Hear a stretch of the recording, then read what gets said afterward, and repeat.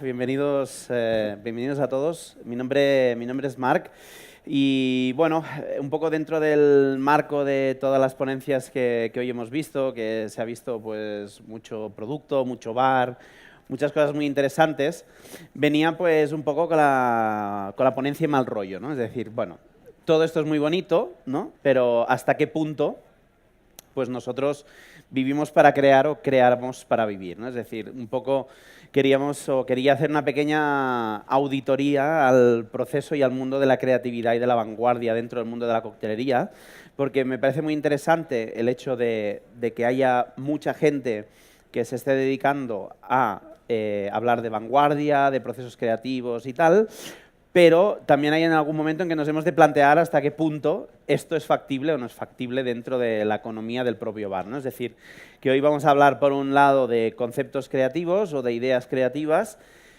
de cómo rentabilizar esa creatividad y cómo podemos parametrizar todos los gastos que conlleva la creación, que también los conlleva. Es decir, que al fin y al cabo, a final de mes hay que pagar nóminas, hay que pagar proveedores, etcétera, etcétera, ¿vale? Pues de esto vamos a hablar hoy. Bueno, este soy yo, mi nombre es Marc, teléfono, contacto, si queréis instagramear algo, pues siempre es bienvenido. La foto, tengo un poco de cara de susto, pero es la mejor que he encontrado con lo que tenía por casa, con lo cual ya me perdonaréis. Y nada, quería empezar un poco hablando un poco de estas dos polaridades, ¿no? Es decir, digamos que dentro del mundo de nuestro sector, de la hostelería, de la hospitalidad, como lo queráis llamar, encontramos como dos polos muy opuestos, ¿no? Por un lado, la gente que solo vive para crear, es decir, la gente que solo vive para que su entorno sea mágico, increíble, creativo, etcétera, etcétera, etcétera, pero también tenemos amigos que solo se dedican a ganar dinero, es decir, que les importa un rábano la calidad del producto, si es innovador, si es creativo. Entonces, yo como siempre digo, ¿no? No hay ni un blanco ni un negro, hay una gran escala de grises y maravillosa que nosotros podemos ir picando de un lado o de otro según como nos interese, ¿de acuerdo? Entonces, a partir de aquí, viendo un poco esta polaridad, hablamos o me permito hablar ya de filosofía de negocio, es decir, muchas veces entendemos como un sitio muy creativo a algo muy idílico, ¿no? Es decir, yo no sé si habéis visto las oficinas de Google que tienen pues esas esplanadas con futbolines para jugar al fútbol, consolas para, ¿no? Digamos, tener un alto rendimiento creativo, pero nos hemos pensado alguna vez si eso es rentable o no rentable, es decir, digamos que hay una filosofía de negocio detrás de la creatividad asociada o realmente solo estamos hablando de dinero. Porque al fin y al cabo, cuando nosotros venimos aquí a los forums, es que esto es muy bonito, porque claro, tú ves a gente pues, que se entrega, que se apasiona, y que aquí, en realidad, se explica la parte más bonita de todo esto, ¿no? Si yo, por ejemplo, empiezo a poner alguna serie de fotos, está claro que hablamos de gente que a día de hoy es muy famosa por su alta creatividad o por su alto rendimiento creativo y realmente es lo que ellos explotan. Es decir, cuando uno va a un local donde interviene alguna de estas personas súper creativas, pues está claro que uno tiene una expectativa, ¿no? Es decir, ostras, voy a tal sitio. Entonces, tú automáticamente te autocondicionas de decir, aquí va a pasar algo, ¿sí? Pero este algo, ¿se le gana dinero o no se le gana dinero? Porque también aquí todo es muy bonito hasta que uno deja de pagar facturas.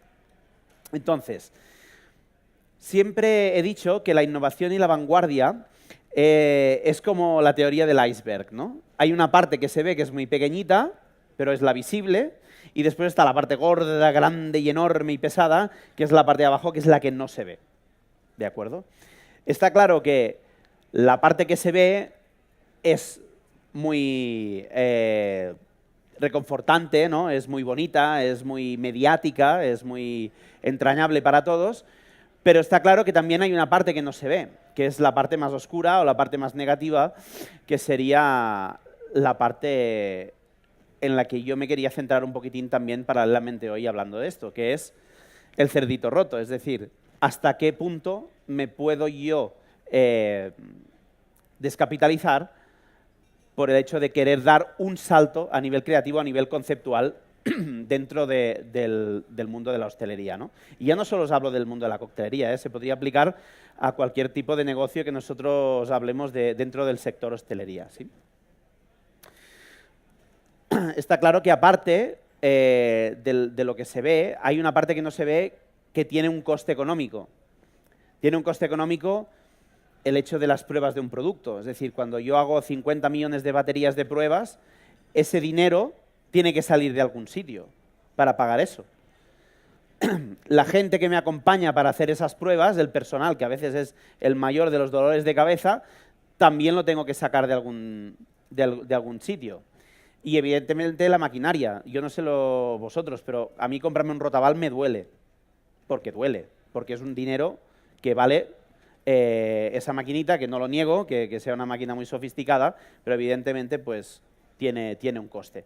Y al fin y al cabo nos centramos en eso, en una moneda, en un dinero.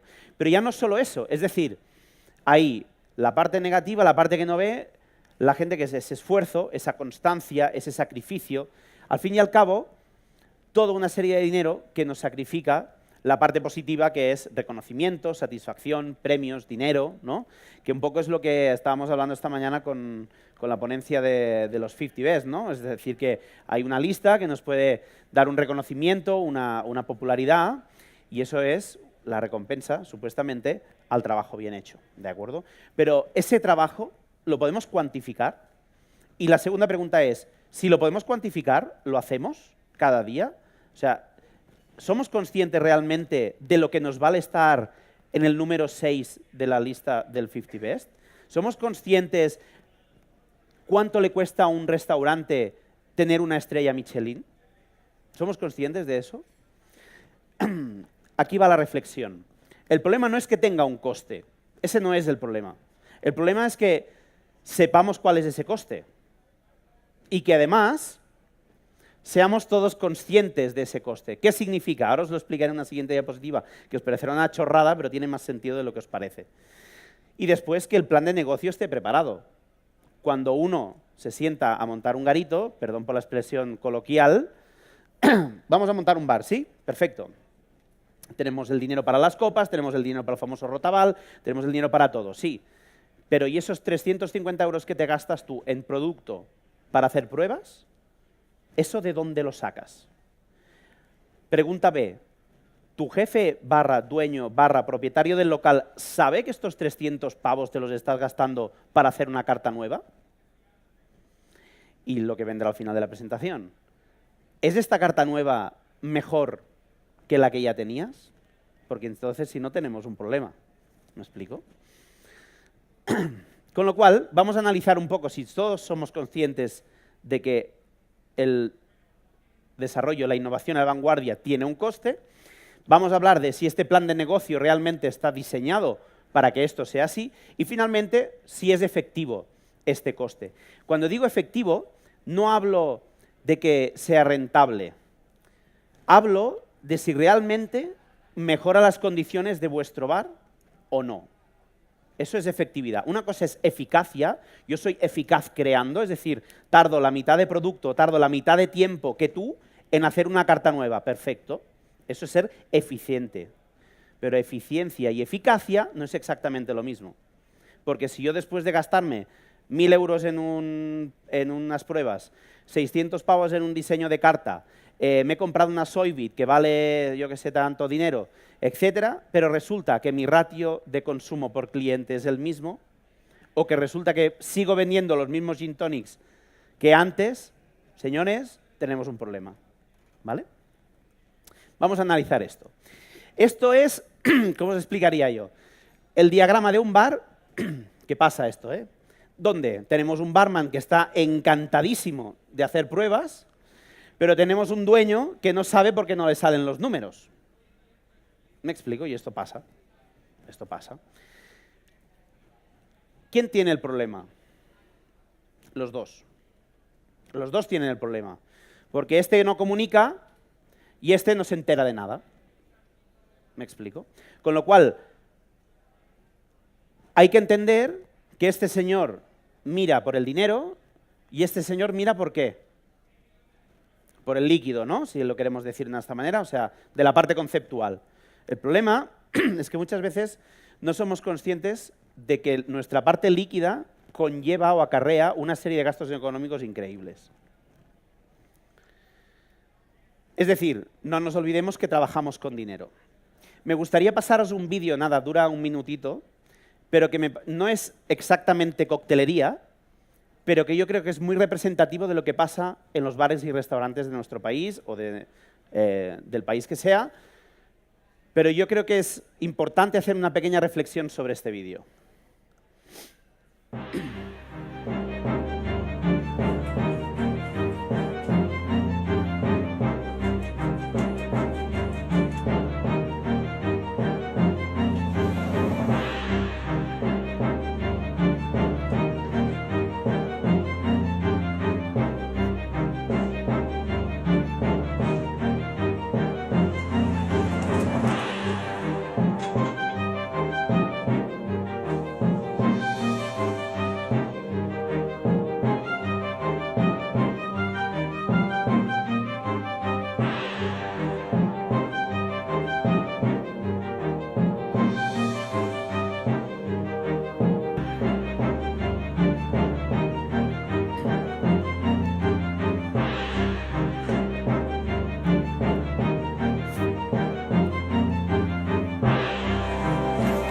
Esta es la parte importante, ¿eh?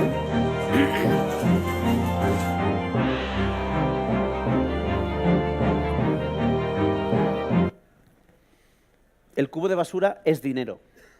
El cubo de basura es dinero. Entonces, a partir de aquí, ahora que somos conscientes de que trabajamos con dinero, tenemos dos opciones. Opción A, nos dedicamos al parchís, que no está mal, o la opción B, que es gestionar ese dinero. Y automáticamente, cuando hablamos de gestión, para mí surge una figura súper importante, que es la figura del bar manager, ¿no? Que independientemente de este estigma que tiene de persona que ha pasado de barra a chupatintas oficinista, sigue teniendo la responsabilidad total y absoluta de lo que acontece en un bar. Es decir, no me vale que venga un bar manager y me diga, no, es que yo con temas de creatividad no me meto porque yo me dedico a gestionar. Y una mierda. O sea, es tu responsabilidad. ¿Por qué? Porque la creación también es economía. Es la economía del bar, es la economía de las mermas, es la economía de las pérdidas que no llegan a una repercusión directa en venta y, sobre todo, lo más importante es que esta repercusión forma parte de la gestión integral de un local, ¿sí? Siempre me gusta definir el bar manager como esta posición encargada de la homeostasis económica, técnica y creativa de una barra. ¿Qué significa esto? Puede parecer así un poco una definición abstracta. Seguramente algunos que habéis estado en alguno de mis cursos de management ya os lo habéis explicado, pero me parece una definición súper interesante, entendiendo que posición es una figura estricta, es decir, una persona que realmente tiene un cargo sobre eso. Siempre explico la misma batallita, que yo tengo un amigo que un día me encargó que fuera a su bar porque las cosas no le iban bien y la primera cosa que pregunté es, vale, y cuando tú te vas del bar, ¿quién es el responsable? Nadie. Vale, o sea que cuando te vas no hay una figura que lidere este equipo, es decir, cada uno va como pollo sin cabeza. Sí, pues eso es un error. ¿Por qué? Porque siempre tiene que haber una persona que se encargue de controlar económica, técnica y creativamente esa barra. A partir de aquí, la homeostasis es un término médico-científico, porque yo siempre he dicho que soy un intruso en esta profesión, yo soy biólogo, no estudio hostelería, lo que pasa que, bueno, siempre el alcohol del laboratorio no me lo dejaban chupármelo, y este sí, con lo cual siempre quieras que no es un poco más divertido. Pero bueno, básicamente la homeostasis es un poco la capacidad que tiene el propio organismo de controlar los parámetros internos, ¿vale? Que al fin y al cabo no deja de ser algo que también pasa en un bar, es decir, el bar manager tiene que cuidarse de que esta condición interna esté estable, compensando cambios en su entorno. Es decir, el bar manager tiene que decidir que el lunes hay menos producción porque hay menos gente y que el viernes y el sábado, que os van a pegar un palizón, pues hay que hacer más zumo de lima. Tampoco es ciencia ficción. Con lo cual hay una serie de intercambios regulados de materia y energía, de equilibrios dinámicos, mecanismos de autorregulación, que son nombres como muy científicos, pero que realmente se adaptan mucho a lo que pasa en un bar. Es decir, analizar el momento de consumo, qué pasa durante el momento de consumo y después tomar decisiones. Pues el cuerpo humano hace lo mismo con la temperatura, el pH, una serie de cosas internas, ¿vale? Pero lo que es más importante de todo esto es que el bar manager debe controlar la gestión económica, la productiva y también la creativa. ¿Por qué? Porque al fin y al cabo esta parte creativa nos está determinando una gestión económica y una productiva. Si el bar manager o la persona responsable del bar no quiere pensar ni un puñetero cóctel, que da igual, que no lo haga, pero que al menos sea consciente de que tiene allí un elemento que le puede suponer un 7 en el presupuesto del mes. ¿Me explico? Y evidentemente cuando hablamos de gestión, ya un poquitín más genéricamente, pues es la asunción y ejercicio de responsabilidades sobre un proceso, con lo cual pues, incluye pues, preocupación por la disposición de los recursos y la coordinación de las actividades, ¿vale? Que esto pasamos un poquitín por encima para no enrollarnos. Básicamente, sabemos que trabajamos con dinero y que ahora también hay que gestionarlo. Seguimos teniendo dos opciones, que es seguir jugando al parchís o realmente actuar sobre esto. ¿Cómo actuamos? A través de tres maneras diferentes. La gestión productiva, como os he explicado antes, es la manera en la que el barman o el bar manager tiene que gestionar y supervisar todo lo que pasa con lo que es la propia producción. Un círculo de la vida que empieza, no sé si se ve muy bien esto, pero bueno, aquí debería hacer stock, producción, mermas, productividad, que no es lo mismo, el momento de consumo, las otras mermas y otra vez lo que serían los pedidos, ¿sí? Con lo cual hay una serie de elementos que el bar manager tiene que estar actuando sobre él para poder decidir en qué momento hay un problema en esa gestión. Y evidentemente la gestión económica, es decir, las diferentes fases de la producción deben estar completamente parametrizadas para saber que tenemos una condición estable. ¿Os acordáis lo que decía la definición esa de homeostasis? Mantener una condición interna estable. Realmente un bar a nivel económico es como la teoría de la swimming pool theory, ¿no? de la piscina. Tanta agua entra, tanta agua sale, ¿qué le pasa a la piscina? Que se queda igual. Si entra más agua de la que sale, sobresale. Y si entra menos agua de la que está saliendo, pues nos quedamos sin agua. Pues esto es un principio muy básico de la gestión económica de un bar. Pero finalmente deberíamos tener en cuenta la parte de la gestión conceptual, es decir, la creatividad aplicada. Como este bartender o este bar manager representa a la persona que coordina esta creatividad, que eso ya es un poquitín más complicado.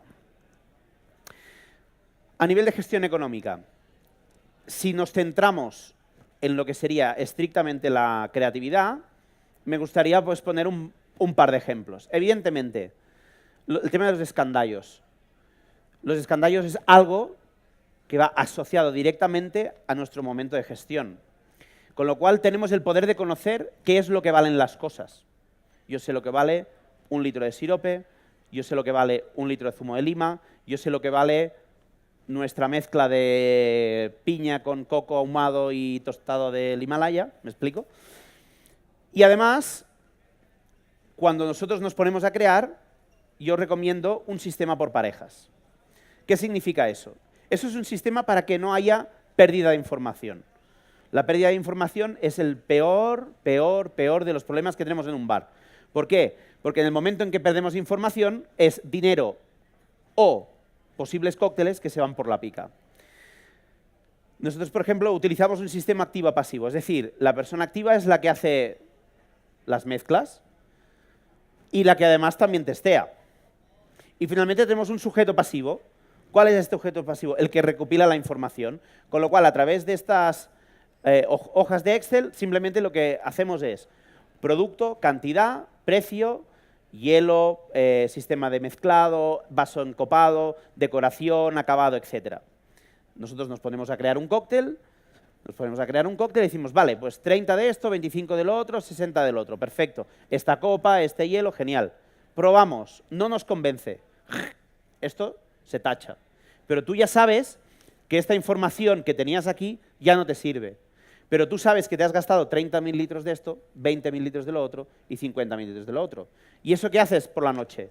Lo vas y lo pones a tu Excel con los escandallos que tú ya sabes y tienes un valor. No hay una pérdida de información económica. Pero además, si tienes alguna duda, siempre tienes el historial de la creación de ese cóctel. Con lo cual estamos hablando de que podemos cuantificar o podemos parametrizar el gasto de nuestra inversión para la creatividad. Muy bien. Aparte de eso, la parte de la gestión productiva. Direccionalidad. El ensayo-error genera una gran cantidad de gastos. ¿Qué significa esto? Que si yo voy al bar a las 12 de la mañana, venga, vamos a hacer un cóctel nuevo para el menú de la semana que viene, perfecto. ¿Qué vamos a poner? No lo sé. ¿Qué copa? No lo sé. Bueno, va, tira algo. A ver, pum, pum, ron, lima, tal, no sé qué. Esto es un daiquiri de mierda, fuera, pum. Otra vez, volvemos a empezar. No hay una dirección a seguir. No hay nada que nos parta del momento cero, que es, tengo una idea. ¿Sí? Con lo cual, el ensayo-error, que es algo que es muy común en nuestro género, pues está claro que genera mucho esfuerzo creativo y, aparte, la eficiencia creativa es muy baja.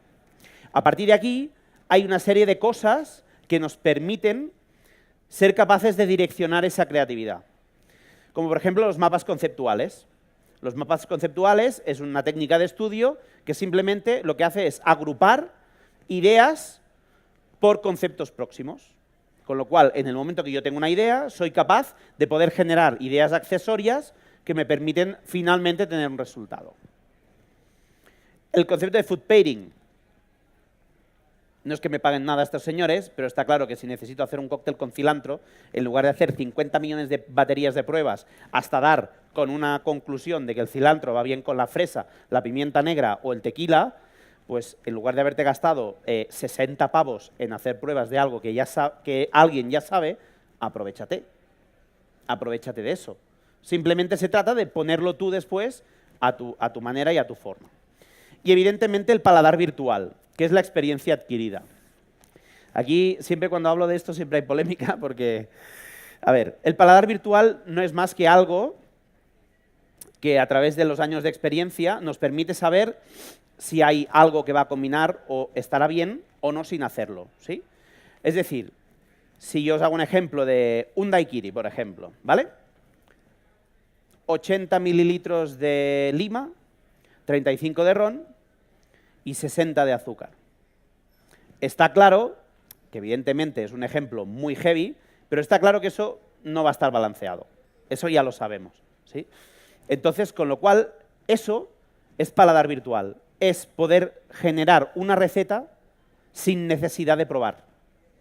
Con lo cual, ya nos ahorramos una serie de acotaciones de mucho azúcar, mucho ron, poco ron. Con lo cual, el paladar virtual nos permite acotar o ser más eficaces en la ciencia creativa. Y ahora, sé que suena un poco raro lo que voy a decir, pero siempre cuando me encuentro en ponencias o cuando se hablan en mesas redondas, ¿no?, sobre coctelería y tal, siempre el tema del alcohol es algo que siempre sale, ¿no?, el beber. Está claro que no te vas a poner ciego durante una sesión de trabajo, y eso está claro, pero tampoco creo en ese barman que dice, pues yo no bebo. Me cuesta. ¿Por qué? Porque al fin y al cabo nosotros necesitamos información, y esta información que recibimos a través del paladar es información que se va ¿dónde? Aquí. Y de aquí vuelve aquí.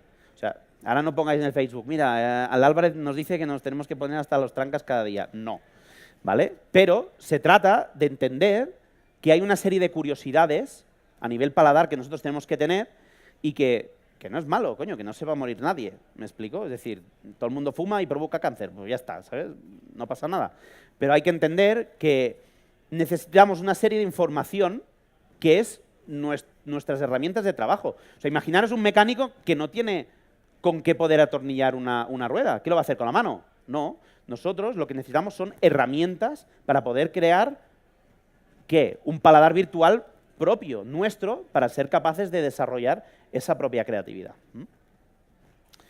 Entonces, si partimos de una idea, esa idea se convierte en un concepto.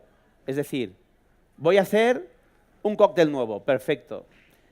¿Qué concepto quiero? Pues mira, voy a hacer un cóctel en una botella, perfecto. Ya tienes un concepto. Cóctel nuevo, botella. Ya empezamos bien.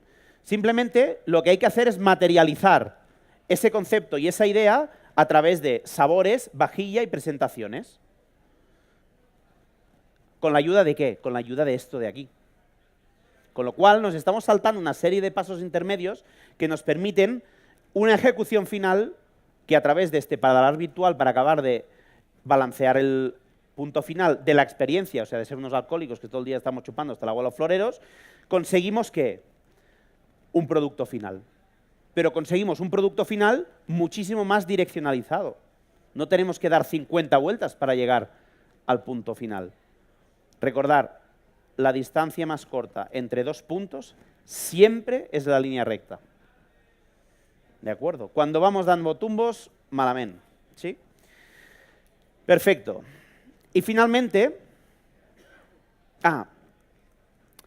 hablando de esto, quería poneros un ejemplo de una colaboración que hicimos con Martini este año, bueno, el 2017, o sea, el año pasado, que se llama, bueno, dentro del marco de Café Torino, ya sabéis un poco todos cómo funciona, ¿no? Entonces, hicimos una masterclass o una charla, como lo queráis decir, en el que hablábamos de creatividad, etcétera, etcétera, pero el que curraba no era yo, sino el que curraba era la gente que estaba aquí, que eso ya está bien, ¿no? Que te paguen porque curren los otros es de puta madre. Bueno, total. La idea era, tenían una serie de productos, una mesa de verduras, hortalizas, frutas, producto Martini, evidentemente, Bacardí, bueno, ya sabes cómo funciona esto, ¿no? Entonces, claro, tú les decías, mira, yo os enseño mi sistema creativo, que es un poco lo que os he explicado hoy, pero un poquitín más alargado, y 3, 2, 1, en grupos me tenéis que hacer un cóctel. ¿Qué pasaba con la gente? Lo primero que hacían era irse, ¿dónde? A buscar producto. No, no habéis entendido nada. Esto no es MasterChef, ¿me explico? O sea, el producto está allí, no se van a cerrar ni el colmado, nada. Podéis ir cuantas veces queráis a buscar producto. Pero lo que quiero es que penséis, que tengáis una idea, que la materialicéis, que a través de esto me saquéis una receta y que esa receta, luego, esa idea se apoya de un líquido. Pero lo importante es pensar, que a veces cuesta un poco, ¿sí? Entonces me diréis, hombre, pero claro, esto, ¿el creativo nace o se hace? Bueno, pues es una buena pregunta, es una buena pregunta. No os voy a aburrir con estudios científicos que dicen que las personas que no sé qué tienen más creatividad que otras, porque la verdad que me la sopla. ¿Por qué? Porque yo no soy nunca un tío creativo ni talentoso. Lo que pasa es que a base de currar, currar y currar, está claro que llegas a un momento en el que llegas a conclusiones o llegas a tener un serio bagaje que te permite poder precisamente pues, ser más efectivo en eso, ¿no? Y sobre todo los dogmas, que son elementos que a veces nosotros nos ponemos preestablecidos, porque pero te lo ha vendido pues, tu mentor, o porque lo has escuchado en un curso de coctelería, o lo que sea, te haces unas autodogmas en el que dices, la copa Martini no puede llevar nunca hielo pilé.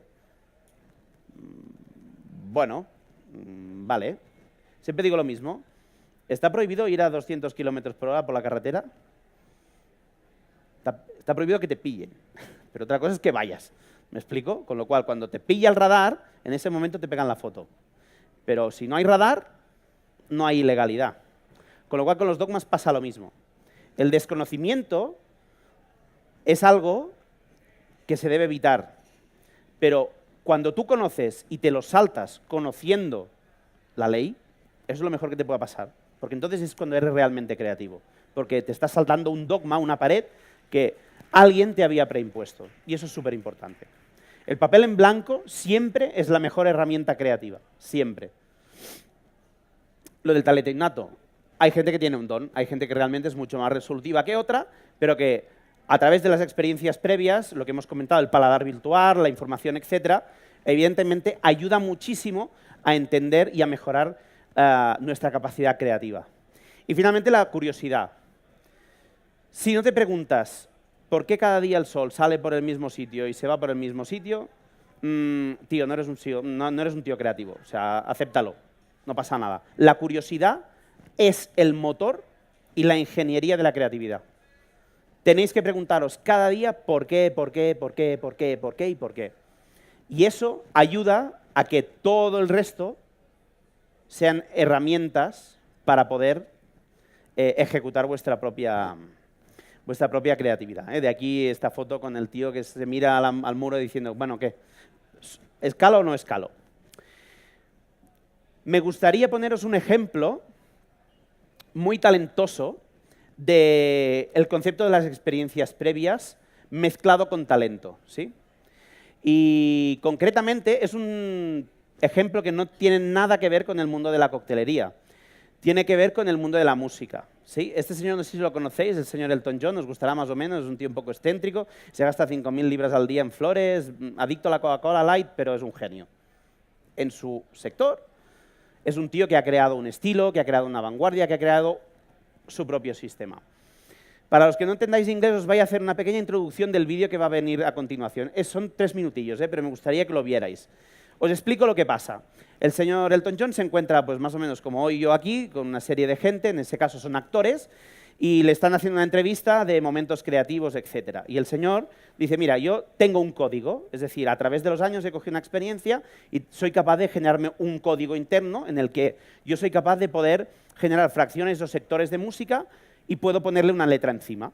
Entonces el tío, ahí con toda la chulería, dice, ¿tenéis un libro? Va, coño, sois actores, ¿no? Pues el tío coge el primer libro que le dan, que no lo conozco cuál es, pero por los chascarrillos que se oyen de fondo, debe ser como una especie del Jueves o algo así. Y entonces el tío se coge ese libro y es capaz de crear música y melodía a la misma vez. ¿Vale? Vamos para allá.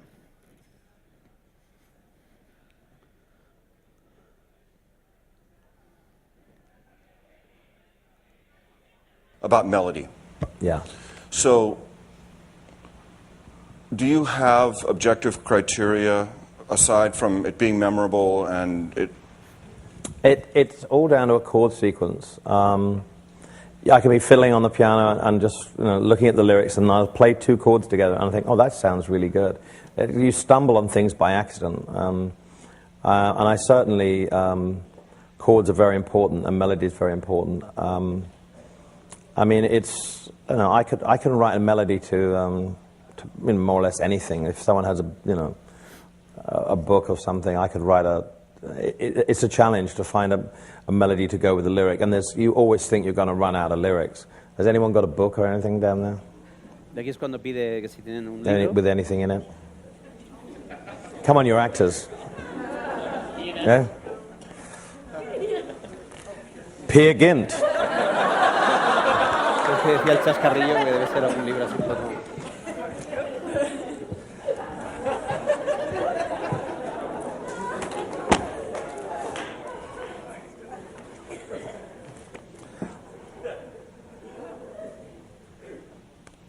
Scene 2. And the character's called Arse. How appropriate. I don't know what's going to happen here, but I make an ass of myself. Yeah. Well, she's flailing her arms and tearing her hair, which would not be a good thing for me to do at the moment.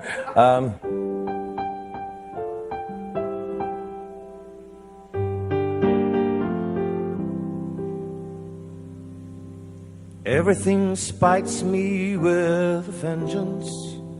Sky and water and those wicked mountains.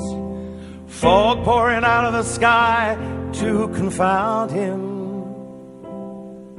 The water hurting him to drown him. The mountains pointing their rocks to fall. And those people, all of them out for the kill. Oh, Lord, not that I mustn't lose him.